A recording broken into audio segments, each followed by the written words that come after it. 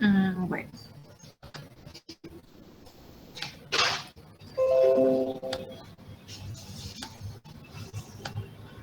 ¿Ahí están viendo la presentación?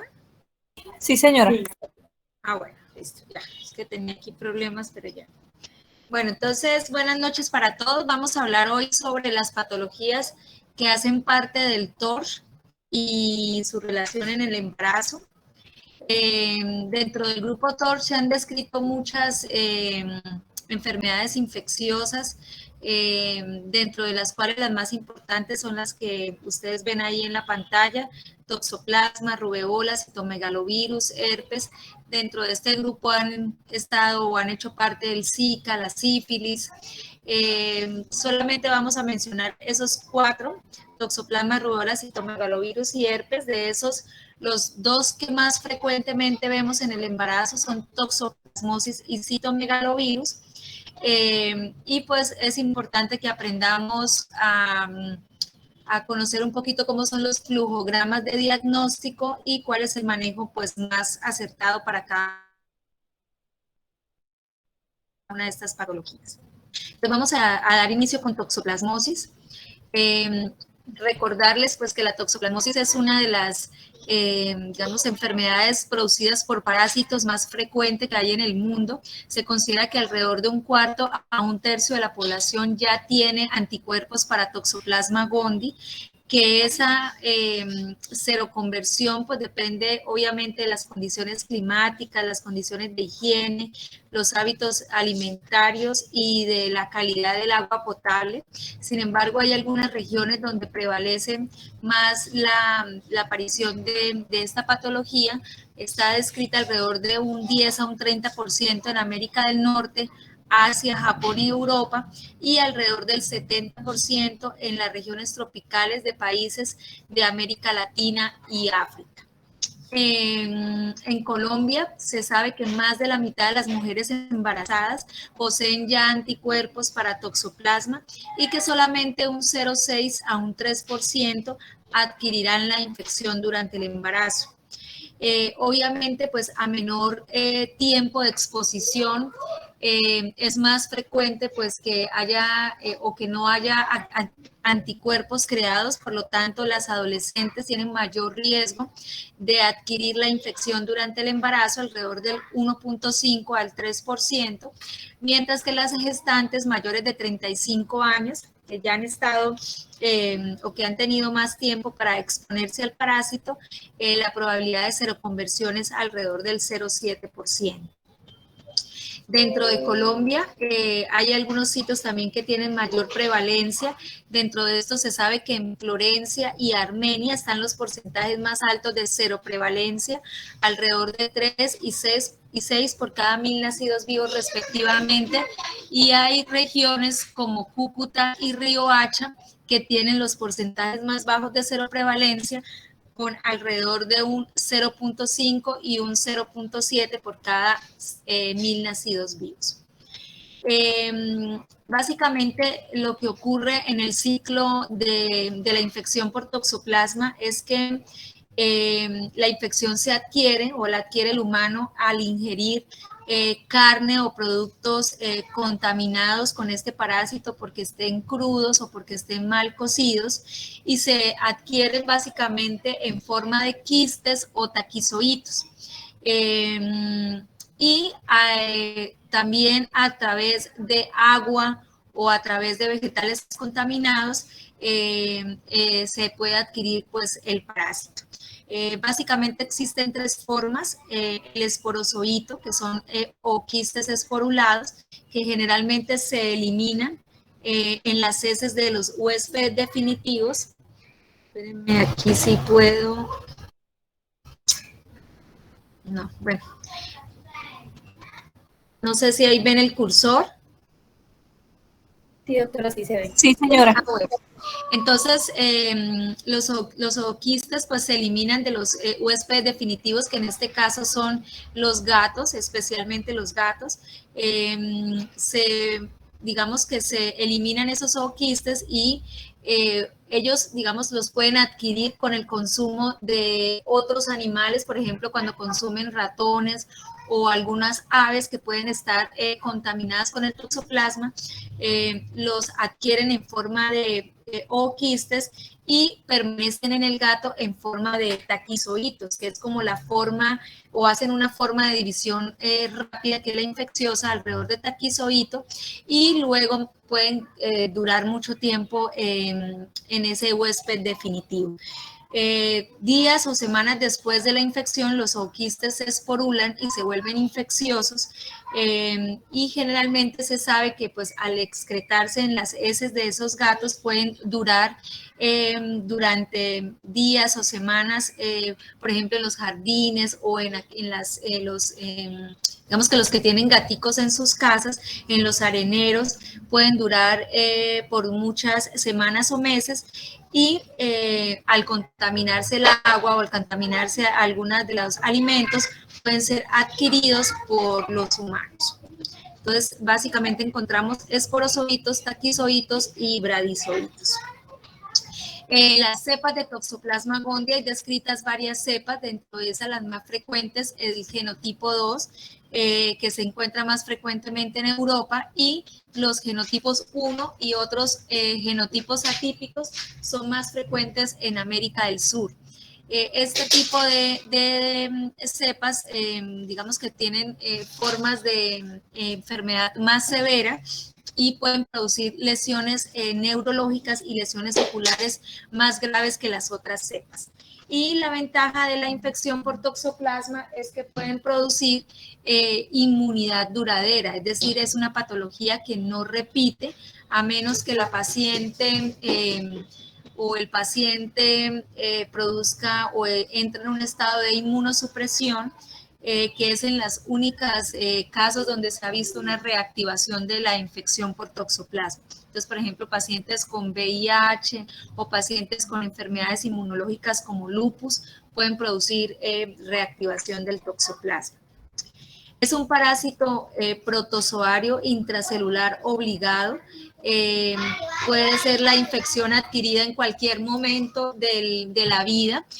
Cuando es adquirida por primera vez durante el embarazo, pues obviamente no se han generado los anticuerpos y tienen mayor riesgo de infección congénita.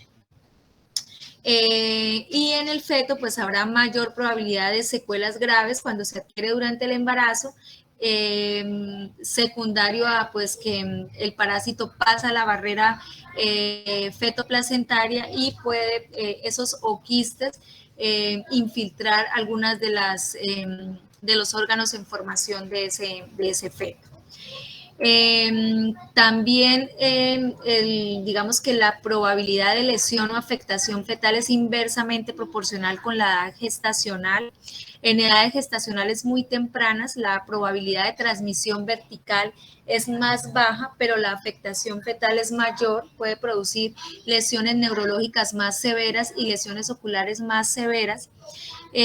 Cuando se produce alrededor de las 14 a 28 semanas, la tasa de transmisión vertical está en alrededor de un 15 al 55% y la afectación fetal es de alrededor del 25%.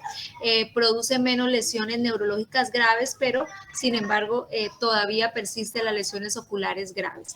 Y cuando la infección está o es mayor a las 28 semanas, la tasa de transmisión vertical es hasta el 80%, pero con tasas de afectación fetal menores. Generalmente ocurren pocas lesiones fetales y la mayoría de esos fetos pueden nacer asintomáticos. Por todo esto es importante recomendarle a las pacientes, sobre todo aquellas que no tienen anticuerpos, pues la prevención. Recomendarles siempre beber agua de botella o agua hervida o con filtro, evitar ingerir digamos, o tener contacto a aquellas pacientes que trabajan en jardinería o que son las encargadas de cambiar el arenero de los gatos, pues que tengan una estricta higiene, lavado de manos después de tocar la tierra, lavar muy bien las frutas y verduras, evitar comer carne cruda o aquellos pacientes que se acostumbran a comer la carne a 3/4 o a medio asar, pues en estos casos en el embarazo se debe desaconsejar eso, que las carnes sean bien cocidas o bien asadas, o que estén o que hayan estado congeladas durante por lo menos unas 24 horas. A veces no tenemos el tiempo de a todas las pacientes explicarles todas estas recomendaciones, pero sí es importante, sobre todo cuando estemos haciendo la consulta de medicina general, si no tenemos el tiempo, por lo menos tener estas recomendaciones como impresas en una hojita, que la paciente se las pueda llevar y leerlas con detenimiento, porque es muy frecuente que encontremos casos de seroconversión por toxoplasma. Dentro de las manifestaciones clínicas también pues es poco frecuente que la paciente embarazada haga alguna sintomatología. El 80% o más de estas pacientes cursan asintomáticas, y dentro de las que hace síntomas pues van a ser unos síntomas muy inespecíficos, alrededor de 2 o 3 días de una febrícula, de escalofríos que pueden confundir con cualquier otra infección o con cualquier infección viral. Pueden producir cefaleas, mialgias y algunas erupciones maculopapulares en el cuerpo. Lo que sí es un poco más frecuente en toxoplasma es la aparición de linfadenopatías, que generalmente son cervicales, bilaterales, no dolorosas, son pequeñas adenopatías que sí son un poco más específicas de la infección por toxoplasma. Entonces, para hacer el diagnóstico contamos con algunas pruebas serológicas. Dentro de estas, lo que hacemos o generalmente pedimos son medición de anticuerpos IgG e IgM. Recordar que la IgM es un anticuerpo o es una inmunoglobulina que rápidamente se pone positiva después de la infección aguda. Alrededor de unos 5 a una semana ya puede estar positiva y puede durar positiva entre unos 5 a 10 meses. La inmunoglobulina G se demora alrededor de unas 2 semanas después de la infección en ponerse positiva, pero tiene la característica de que dura positiva de por vida. Contamos con una prueba que se llama el test de avidez. El test de avidez es muy importante, sobre todo en aquellas pacientes en donde tenemos la duda de si la infección ocurrió en las primeras semanas o si ocurrió previo al embarazo, porque entre más avidez haya o el test de avidez, digamos que sea mayor, lo que nos va a decir es que esa exposición a esos anticuerpos lleva por lo menos en alrededor de unas 12 a 16 semanas, lo que nos podría ayudar a determinar que esa infección ocurrió previo al embarazo, mientras que cuando la avidez es baja, quiere decir que ha estado en poco contacto con esos anticuerpos y nos puede hablar de una infección aguda. Por lo tanto, como tenemos ese periodo de 12 a 15 a 16 semanas, lo que se recomienda es hacer los test de avidez alrededor de esa semana, es decir, hasta máximo la semana 16. Lo que les decía, si la avidez da alta, pues quiere decir que la infección es previa, y si la infección a veces es baja, quiere decir que la infección es reciente. No lo hacemos después de la semana 16 y especialmente no después de la semana 22, porque ya pues digamos que quedaría la misma duda de si la paciente tuvo o no una infección en las primeras semanas del embarazo. Aumenta pues después de la semana 16 la tasa de falsos negativos. Otra prueba serológica que podemos usar es el toxoplasma IgA. El toxoplasma IgA también es una inmunoglobulina que se puede poner positiva durante la primera o segunda semana después de la infección y puede persistir positiva hasta unos 8 meses. Por lo tanto, si tenemos alguna duda después de la semana 16, pues lo que hacemos es pedir títulos de inmunoglobulina A para toxoplasma.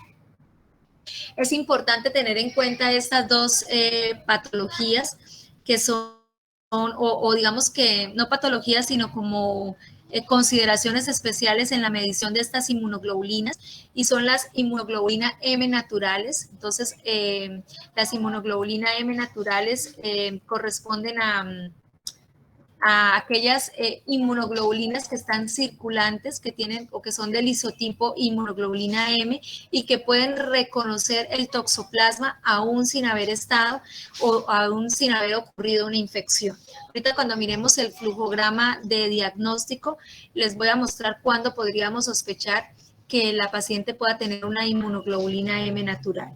Y la otra entidad es el efecto Prosona. El efecto Prosona simplemente es que a veces valores muy elevados de inmunoglobulina G, depende de la prueba que usemos, pero normalmente cuando encontramos valores por encima de 300, cuando hacemos por método de ELISA o cuando encontramos valores por encima de 1000, cuando usamos método de inmunofluorescencia, pueden enmascarar y hacer que la inmunoglobulina M salga negativa, aún la paciente teniendo una infección aguda. Entonces, siempre que vean valores muy elevados, yo siempre les recomiendo que independiente de la prueba, si ustedes ven valores de toxo IgG mayores de 600, así la M sea negativa, siempre tener en consideración el efecto Prosona y no quedarse tranquilos y de pronto repetir estas inmunoglobulinas en 2 a 4 semanas para aclarar que no estemos ante la presencia de un efecto Prosona.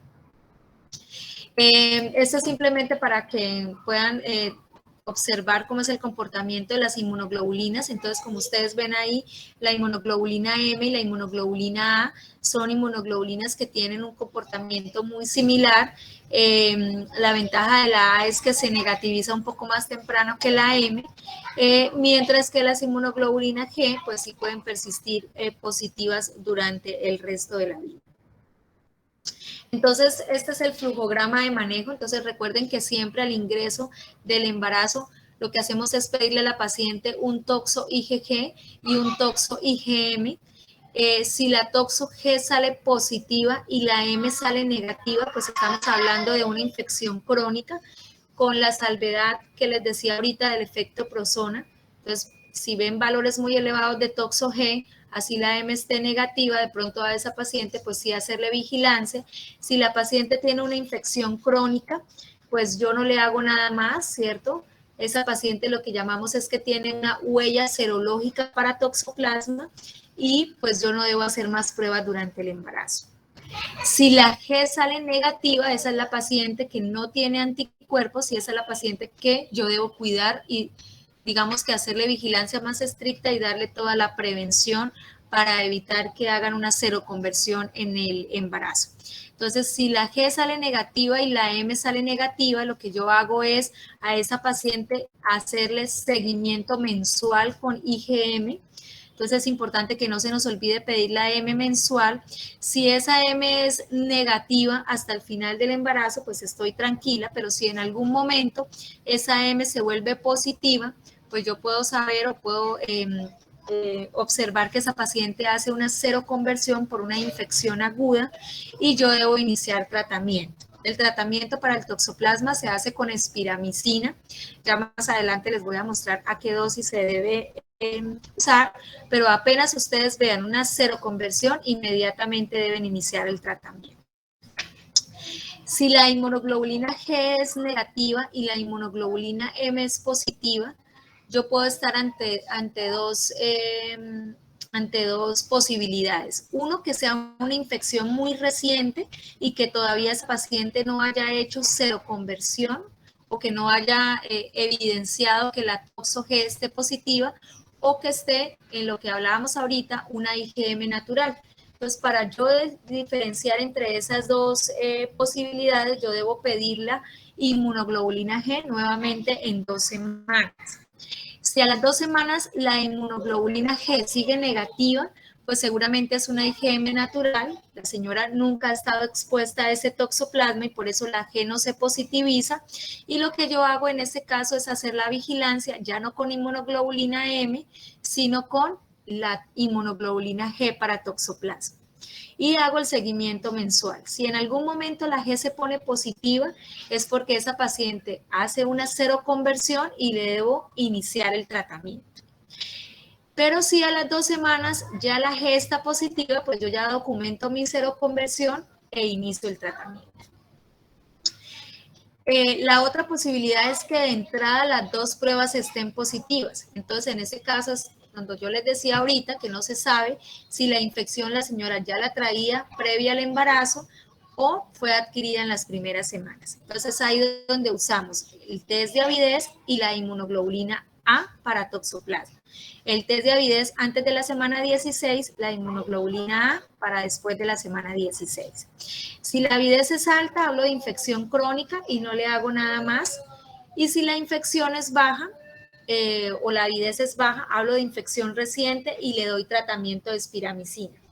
Incluso en algunos casos, si ustedes tienen la duda, si ustedes reciben la paciente y ven que las 2 pruebas son positivas y no saben si la señora ya traía la infección o la adquirió en las primeras semanas, ustedes pueden iniciar la espiramicina y pedir el test de avidez o la inmunoglobulina A. Mientras llega el resultado, pues cubrimos a la paciente, ¿cierto? Porque si de pronto la infección es aguda, yo voy ganando tiempo y le voy dando el tratamiento a la paciente con espiramicina.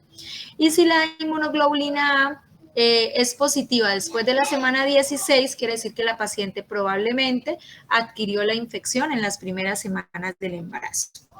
No sé si hasta ahí tengan alguna duda, alguna pregunta en el flujograma de diagnóstico.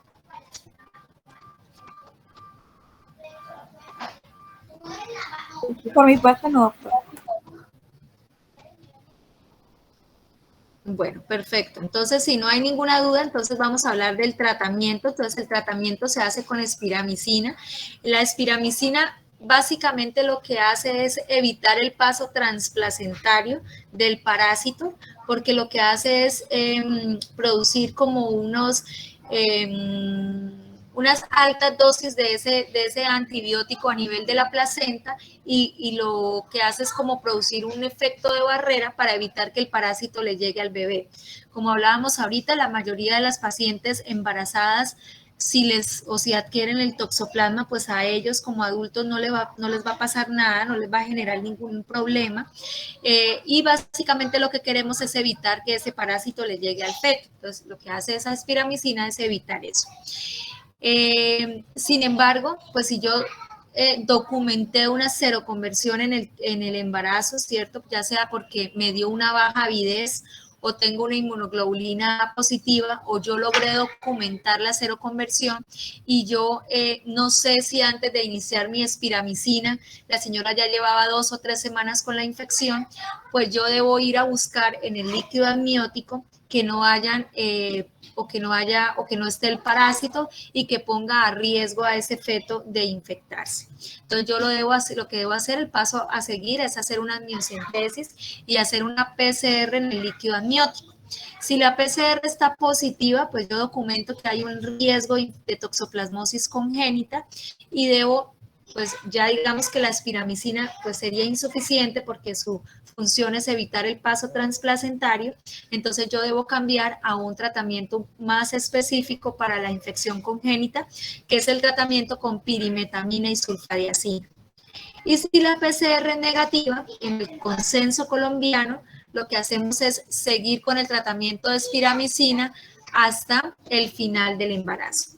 Y recomendamos al pediatra, ¿cierto?, que haga una vigilancia a ese recién nacido, especialmente a las pacientes a las que por algún motivo no se les puede hacer la PCR, ya sea porque su EPS no les autoriza la toma de la amniocentesis o que la PCR dé negativa, especialmente en aquellas pacientes donde la amniocentesis se hace tardío en el embarazo. Recuerden que cuando la PCR se hace después de la semana 26, puede aumentar la tasa de falsos negativos, entonces yo podría tener una PCR negativa aún en presencia de infección congénita, entonces a esos bebés se les recomienda hacerles vigilancia con inmunoglobulinas en el posparto y al bebé que hizo infección congénita, pues ese bebé, pues el pediatra ya sabe que debe continuar con el manejo postnatal. Los bebés que hacen infección congénita De esos, el 15% nacen sintomáticos, entonces miren que es un porcentaje bajo, que a veces puede pasar desapercibido incluso para la ecografía, y muchos de estos bebés no hacen síntomas sino hasta tardío, el primero o segundo año de vida. Cuando hacen síntomas, generalmente es cuando las infecciones son adquiridas de forma temprana, como les mencionaba inicialmente, entre más temprana se adquiere la infección, pues mayor riesgo de secuelas. La afectación retiniana y la afectación neurológica son las más frecuentes. Se conoce o se ha descrito una tétrada, que es la tétrada de Sabin, que es la, digamos que la forma de sospechar que ese recién nacido pudiera tener una infección por toxoplasma desde el punto de vista prenatal, pues nosotros pudiéramos documentar la ventriculomegalia, las densidades intracerebrales, que también las conocemos como calcificaciones, que son simplemente como un edema de ese tejido que está perilesional a esa infección o a ese depósito de ese parásito. Y la coriorretinitis y las convulsiones a veces no son tan fáciles de documentar en la vida prenatal. Entonces, lo que nosotros pudiéramos ver sería ventriculomegalia, densidades. Cuando la coriorretinitis es muy severa, podemos ver algo de opacidad en la ecografía, y nosotros lo llamamos desde el punto de vista prenatal como la tríada de Sabin, pero ya cuando el bebé nace por el alto riesgo de convulsiones, ya lo conocemos como la tétrada de Sabin. De estos 15% de pacientes que nacen sintomáticos, el 5% pueden terminar con secuelas neurológicas, muerte o ceguera bilateral. Y muchos de esos recién nacidos también hacen síntomas inespecíficos como exantema, ictericia, hepatosplenomegalia, anemia, trombocitopenia, cardiomegalia, y como ustedes ven aquí en este recién nacido, microftalmia. El 85% de los neonatos nacen asintomáticos, y por eso es importante que ese recién nacido continúe la vigilancia por pediatría, ¿cierto? Porque a veces cuando sobre todo las infecciones se adquieren de forma tardía, pues no deja muchas secuelas que son evidentes desde la primera etapa del periodo neonatal, pero generalmente hacia finales del primero o segundo año de vida, esos bebés pueden desarrollar especialmente ceguera. El tratamiento, entonces, como les decía, para la prevención de la transmisión vertical o de la infección congénita se hace con espiramicina. La dosis es alrededor de 3 millones de unidades cada 8 horas. Durante el resto del embarazo, y una vez se confirma la infección fetal, pues lo que usamos es pirimetamina, sulfadiazina más ácido folínico. La espiramicina, pues ustedes saben que es un macrólido similar a la eritromicina que se concentra en la placenta, entonces por eso les decía que lo que hace es hacer como una forma de barrera para evitar que ese parásito pase al feto.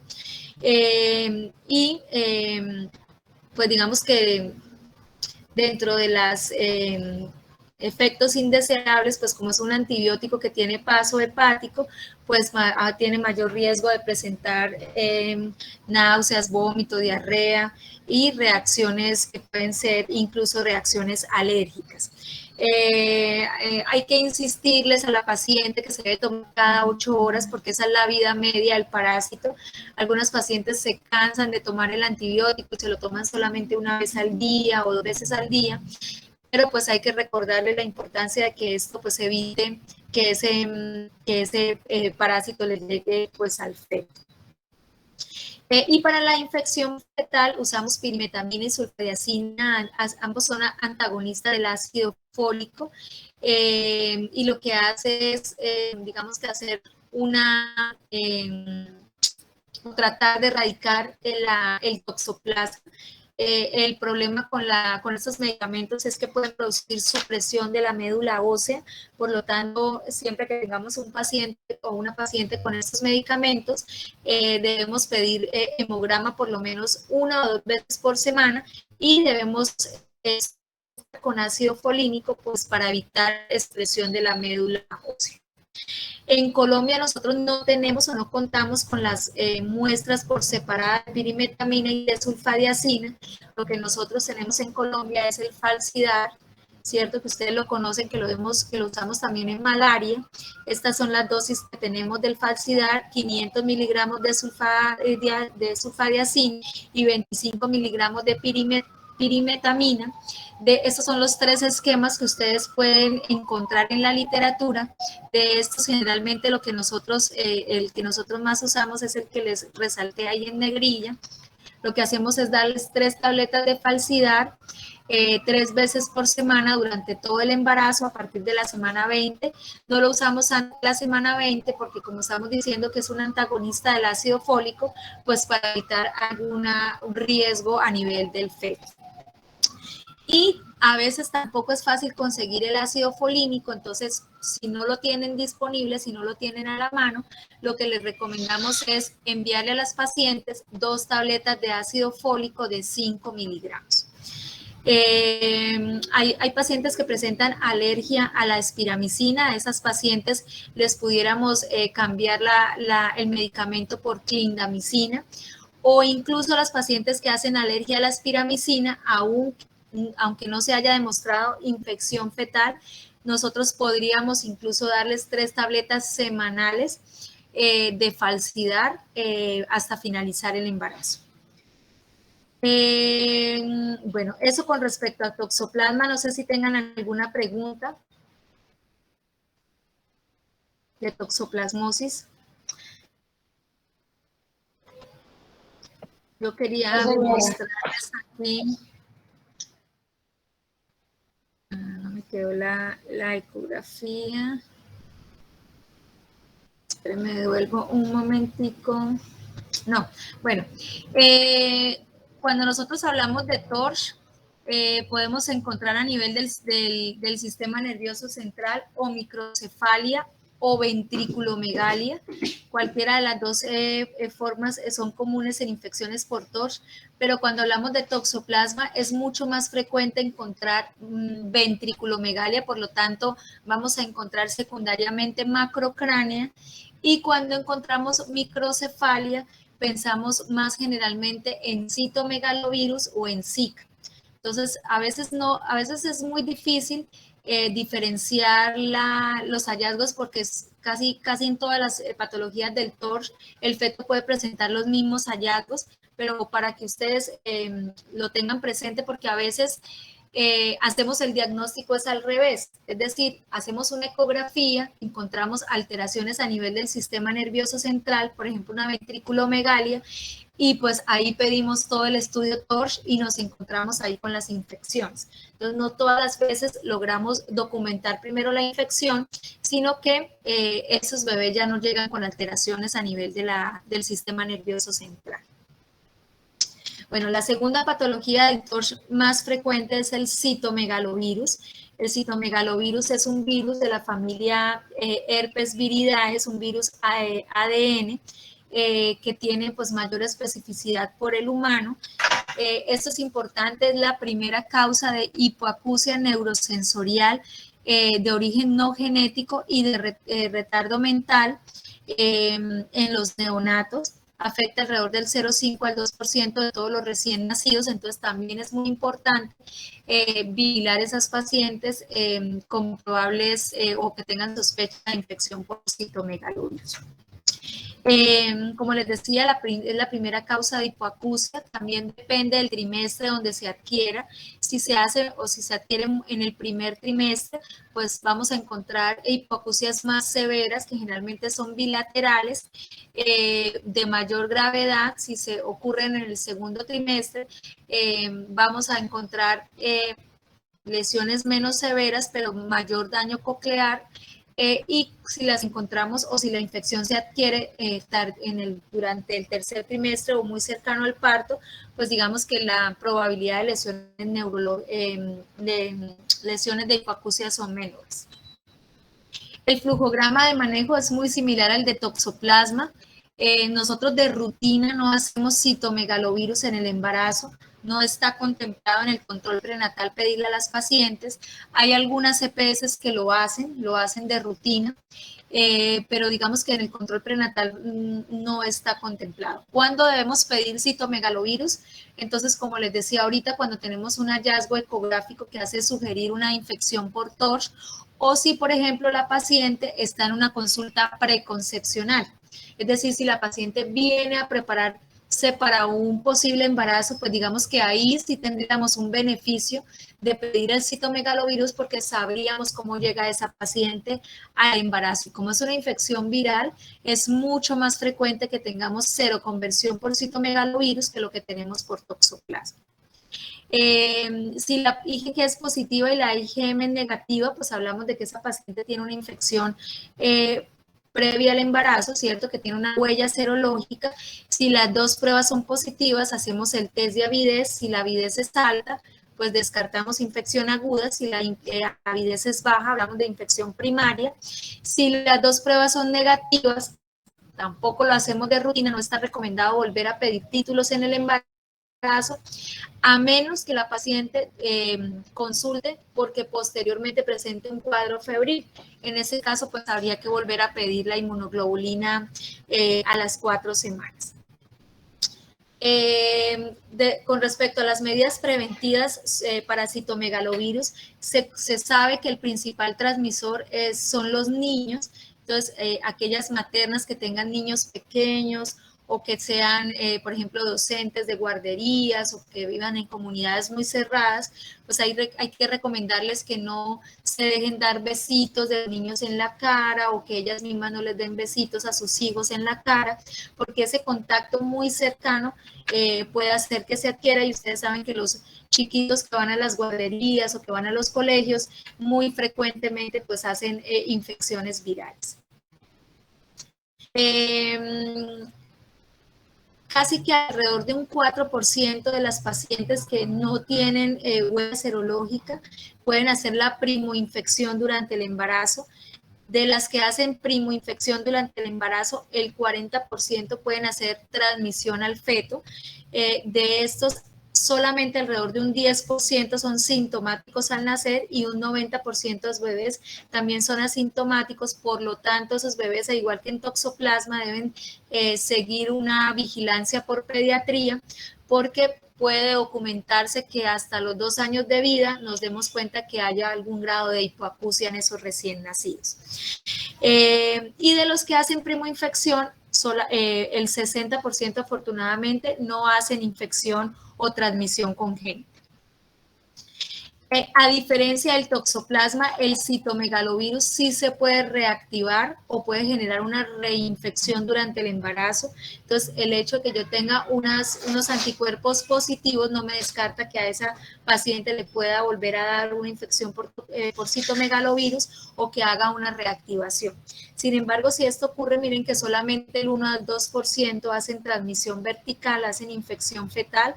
De esos, menos del 10% serán sintomáticos al nacer y más del 90% serán asintomáticos. Entonces, igual hay que vigilar a esos recién nacidos, aunque solamente un menor porcentaje de bebés se pueden infectar. Miren que el 98% no hacen infección al feto, entonces, de todos modos hay que vigilar eso. El diagnóstico fetal se hace igual por amniocentesis, lo que hacemos es pedir la PCR en líquido amniótico. Si se hace temprano en el embarazo, tiene buenas tasas de sensibilidad y especificidad. Igual que pasa con el toxoplasma, pues entre más tarde se tome la muestra, mayor riesgo de falsos negativos. Estos son los hallazgos que podemos encontrar en la ecografía. Podemos encontrar oligoamnios o polidramnios, hidrops, RCIV, hepatosplenomegalia, densidades igual que en toxoplasma. Aquí, como les decía, es mucho más frecuente encontrar la microcefalia que la ventriculomegalia, pero también se pueden encontrar las dos cosas. O sea que no hay unos hallazgos que puedan ser específicos de estas enfermedades del TORCH. Así se ven las densidades, simplemente se ven como unas lesiones más irrefringentes que pueden estar en el hígado, pueden estar a nivel del sistema nervioso central. Este es el cuerpo calloso, aquí estamos viendo el ventrículo y el cuerpo calloso, y ahí alrededor del cuerpo calloso podemos ver esas densidades. Como les decía, pues la prevención básicamente en las que tienen contactos con niños, entonces igualmente pues que eviten el contacto con la saliva, si ya le tienen que cambiar el pañal a sus recién nacidos, pues el lavado de manos antes y después de hacerlo, que tengan mucha precaución. Ahora pues en época de pandemia, pues ojalá siempre les recomendamos a las pacientes que si van a lactar a esos bebés recién nacidos o que tienen niños pequeños, pues que estén siempre con el tapabocas. No hay vacuna específica para prevenir el citomegalovirus. Hay algunos estudios que están evaluando el uso de inmunoglobulina en aquellas pacientes, inmunoglobulina específica para citomegalovirus en aquellas pacientes que hacen seroconversión en el embarazo. Sin embargo, tampoco hay estudios concluyentes que muestren efectividad para este manejo. Y el tratamiento básicamente es vigilancia ecográfica. Si yo documento seroconversión, pues debo estar pendiente si esa paciente hace algún hallazgo a nivel de la ecografía. Hay también descrito algunos medicamentos antivirales que pudieran disminuir, digamos que la carga viral del citomegalovirus. Sin embargo, igual que con la inmunoglobulina, no es que estos medicamentos esté demostrado que pueden resolver el problema. Se recomienda su uso solamente en aquellas pacientes en que yo quisiera como disminuir el riesgo de afectación fetal, en donde yo logro ya documentar algunos hallazgos en la ecografía y quiero evitar las secuelas que va a producir la infección por citomegalovirus. Dentro de esas, pues están descritos el uso de valaciclovir o aciclovir. Para la terapia fetal, el resto de los antivirales están contraindicados en el embarazo. Y desde el punto de vista neonatal, pues yo ya sí puedo usar el resto de medicamentos, puedo usar ganciclovir o valganciclovir, que no los podríamos usar en la vida fetal.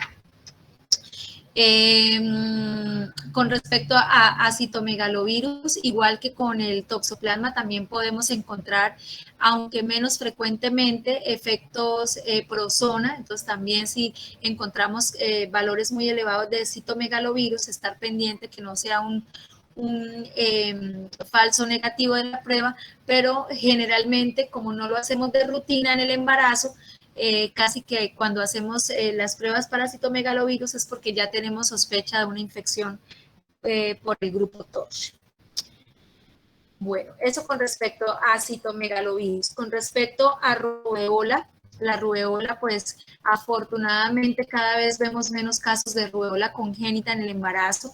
La rubeola también es un virus de la familia Togaviridae, es un virus ARN. Es muy frecuente ya en nuestro medio que las pacientes lleguen a edad reproductiva con la vacuna para rubeola o que hayan tenido un episodio de infección por rubeola en la primera infancia. Se transmite por vía respiratoria, por contacto o a nivel transplacentario. Y cuando encontramos un caso de rubeola congénita, pues es un caso que sí requiere reporte y vigilancia obligatoria, por lo que, como les decía, pues ya deberíamos ver menos casos de rubeola congénita. Igual que con las otras, tienen una sintomatología muy bizarra, puede producir la misma sintomatología que cualquier cuadro viral. Si la infección se da en las primeras 8 semanas de embarazo, generalmente la infección es muy grave y afortunadamente la paciente que hace infección en las primeras semanas termina en un aborto. Digo afortunadamente porque muchos de estos fetos que se infectan en el embarazo tienen secuelas muy graves, secuelas a nivel cardiovascular especialmente, también se asocian a ceguera, a hipoacusia. Entonces, digamos que la mayoría de esos embarazos se pierden. Sin embargo, Si esa paciente por algún motivo recibe accidentalmente una vacuna para rubeola y no se había dado cuenta que estaba embarazada, o hace una infección en las primeras semanas, no está recomendado aconsejarle a esa paciente interrumpir su embarazo. Simplemente lo que hacemos es vigilar muy estrechamente si aparece cualquier malformación, y si documentamos alguna malformación, pues se le explicará a la paciente en qué consiste esa malformación y cuál es el pronóstico, y ya es ella la que debe tomar la decisión de si se interrumpe o no el embarazo, o si decide continuar adelante, pues hacemos vigilancia ecográfica. Y cuando la infección ocurre después de la semana 13, muy pocos de estos bebés hacen infección congénita, y si la hacen, pues tendrán menos secuelas. ¿Por qué vemos cada vez menos infección? Porque el uso de la vacuna está más generalizado. Lo que decía, es muy frecuente que ya que las mujeres lleguen a la edad reproductiva con anticuerpos para rubeola, tampoco está en el programa de control prenatal que nosotros pidamos IgG para rubeola. Sin embargo, siempre encontramos que las pacientes llegan con ese examen dentro de su control prenatal. Lo que se recomienda es, si se va a pedir, se pida solamente la inmunoglobulina G. Si la inmunoglobulina G es positiva, no se debe medir la M, para evitar pues digamos, la duda de si la infección está adquirida en las primeras semanas o no, porque igual pues no hay mucho que se pueda hacer. Y si la inmunoglobulina G está negativa, pues da toda la prevención a estas pacientes para evitar pues una infección en el embarazo. Esto era lo que se ocurría antes de la vacuna, alrededor de 2.100 muertes infantiles por rubeola, y en la actualidad, después de la aplicación de la vacuna, solamente se describen 4 casos de síndrome de rubeola congénita. Digamos que, como les decía ahorita, la mayoría de los bebés que hacen infecciones muy tempranas en el embarazo pueden terminar en aborto, y si la infección es tardía, alrededor del 70% de esos niños que hacen infección congénita pueden parecer aparentemente normales al nacer, y también se deben vigilar esos bebés los primeros años de vida.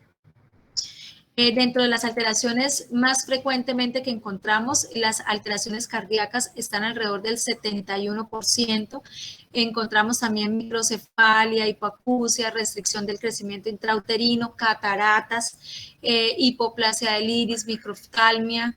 Dentro de algunas otras alteraciones está la hepatosplenomegalia, meningoencefalitis, pues que son cosas que ya pues, se documentan más de forma postnatal. El diagnóstico, pues básicamente se hace con un nexo epidemiológico, alguna paciente que no esté vacunada o que tenga anticuerpos negativos y que comente que alguien en la familia, alguien que convive con ella, tenga infección por rubeola. No hacemos generalmente más exámenes. Está descrito que también se puede hacer medición de PCR, incluso no puede hacer cultivos o toma de muestras de carga viral en orina en la paciente, que debido a que la rubeola puede permanecer en sangre hasta 1 año después de la infección. Como les decía, no hay tratamiento disponible ni para la madre ni para el recién nacido infectado. Simplemente lo que nos queda es vigilar y recomendar desde muy temprano de la infancia pues la vacunación. Y finalmente, con respecto al herpes, también es infrecuente que veamos pacientes con infección aguda por herpes. Recordemos que la infección pues, más grave es por el herpes tipo 2. El herpes tipo 1 no tiene tanta implicación a nivel del feto. Entonces no hay que, pues si la paciente a veces llega asustada porque tiene un herpes labial, hay que tranquilizarla, simplemente se puede hacer manejo tópico con aciclovir, pero la paciente que hace una infección genital por herpes tipo 2 es la paciente que va a requerir manejo durante el embarazo. La infección por herpes tiene un periodo de incubación también corto. Uno puede encontrar pacientes que hacen una infección primaria durante el embarazo o lo que es más frecuente, como ustedes saben, el virus del herpes puede permanecer activo en las terminales nerviosas y hacer infecciones recurrentes. Y esa infección recurrente, pues recordemos que el embarazo es un estado de inmunosupresión, pues es mucho más frecuente que la paciente haga reactivación. La sintomatología, pues que ustedes conocen, la aparición de vesículas dolorosas que producen también prurito a nivel de los genitales. Y en algunos pocos casos esas lesiones pueden producir complicaciones más severas, como alguna celulitis alrededor de las lesiones o que pueden complicarse con algunas otras lesiones concomitantes como lesiones de varicela. Entonces la infección aguda o la infección primaria, pues encontramos que es la paciente que no tiene anticuerpos previos, pueden hacer periodos de incubación en alrededor de 4 a 7 días, hacen toda la sintomatología típica de una infección viral y es muy frecuente pues encontrar las lesiones vesiculares a nivel de la vulva o de los labios menores. Y la infección recurrente que se hace por reactivación, pues generalmente tienen alrededor de un 90% de recurrencia cuando es un herpes genital y solamente alrededor de un 25-55% de las pacientes que hacen infección por herpes tipo 1. Bueno, básicamente es también estar pendiente si la paciente generalmente ella misma consulta por la sintomatología, porque pues afortunadamente que esta sí produce muchos síntomas, entonces la paciente no la pasa desapercibida y nosotros generalmente podemos hacer manejos muy tempranos para evitar la infección intrauterina. Menos del 5% entonces de esos pacientes tendrán infección congénita y tendrán secuelas a nivel neonatal. Esa infección generalmente puede comprometer la piel, el sistema nervioso central, los ojos. Pueden nacer estos bebés con algunas cicatrices a nivel de las extremidades o lesiones hiper o hipopigmentadas. A nivel del sistema nervioso central también vamos a encontrar cuadros o de microcefalia o de hidranencefalia y con la aparición de densidades intracerebrales. Y a nivel de los ojos es un poco más frecuente que las podamos documentar desde el punto de vista prenatal porque hacen alteraciones a nivel hacen microftalmia y hacen catarata. Tampoco hacemos estudio para herpes, solamente hacemos estudio para herpes generalmente en las pacientes que están sintomáticas o en las pacientes que han tenido pérdidas recurrentes, porque sí se ha asociado que el herpes sí puede producir muerte intrauterina. Entonces, si tienen pacientes, por ejemplo, que han tenido abortos retenidos a repetición, así ellas no manifiesten que han tenido sintomatología y la paciente está en una consulta preconcepcional, pues aprovechar y medir estos anticuerpos. Hay varias formas, ustedes saben, de detectar el virus del herpes. Nosotros no hacemos nada de esto en el embarazo. Si la infección es muy severa o tenemos muchas dudas de que pueda haber una transmisión vertical, podemos hacer la PCR. De lo contrario, no hacemos sino los anticuerpos en sangre, porque como las lesiones son tan evidentes, lo que hacemos es inmediatamente usar el medicamento. No contraindica las lesiones el parto si la paciente ya hizo una ruptura de membranas o ya está en trabajo de parto, porque lo que consideramos es que ese bebé ya estuvo expuesto a ese virus. Sin embargo, si la paciente está, si usted la ven sin actividad uterina y la paciente consulta y no hemos logrado, digamos, que quitar esas lesiones activas con el medicamento, pues sí se recomienda llevar a esa paciente a una cesárea. Entonces, el tratamiento, si el episodio es un episodio primario de herpes genital, yo puedo usar aciclovir o valaciclovir. La dosis de aciclovir está entre 200 y 400 miligramos, 3 a 5 veces al día durante 7 a 10 días. Y el valaciclovir lo puedo usar 1 gramo vía oral 2 veces al día, por lo menos también durante unos 7 a 10 días. Estos son los medicamentos que más comúnmente usamos en el embarazo. Y si la infección es recurrente, lo que se recomienda es que si la infección ocurre en el primero o segundo trimestre, yo trate el episodio de infección recurrente igual como traté el episodio primario con aciclovir 1 o 2 veces al día por 7 a 10 días, pero si la infección ocurre después del tercer trimestre, especialmente después de las 34 semanas, yo ya debería dejarle a esa paciente manejo con aciclovir hasta finalizar el embarazo. Como una terapia supresiva, puedo usar entre 200 y 400 miligramos de aciclovir 1 o 2 veces al día hasta finalizar el embarazo, o valaciclovir 1 vez al día hasta finalizar el embarazo. Y si la paciente persiste con lesiones activas, pues considerar en esa paciente la realización de una cesárea. Obviamente que en herpes se recomienda pues evaluar a la pareja, y si la pareja requiere tratamiento, pues hacerlo de forma temprana para evitar recurrencia, y recomendarle a la paciente que si va a tener relaciones durante el embarazo, lo haga con preservativo también para evitar la reactivación del virus. De todos modos, así nosotros hagamos todas las medidas preventivas, pues el solo hecho de estar embarazada, pues lo que les decía, ya les genera un estado de inmunosupresión y podemos encontrar que esa paciente haga reactivaciones. No sé si tengan alguna pregunta sobre las otras patologías del torso, sobre toxoplasma.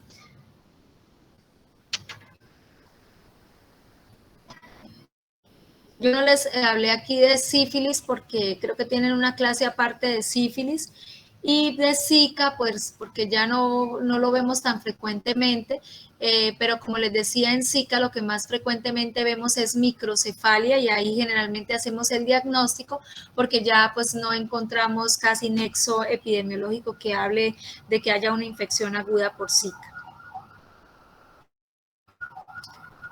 No sé si tengan entonces preguntas. No, señora doctora, muchas gracias. Bueno, entonces, si no tienen preguntas, hacemos las preguntas en el examen. Que tengan feliz noche, y cuando estemos en la rotación, igual si tienen alguna duda, pues ahí pues, podemos resolver cualquier inquietud. El sábado tenemos clase de embarazo gemelar y tenemos el caso clínico, entonces los espero ese día para que hagamos esa revisión. Bueno. Listo, doctora, muchas gracias. Bueno, feliz noche para todos.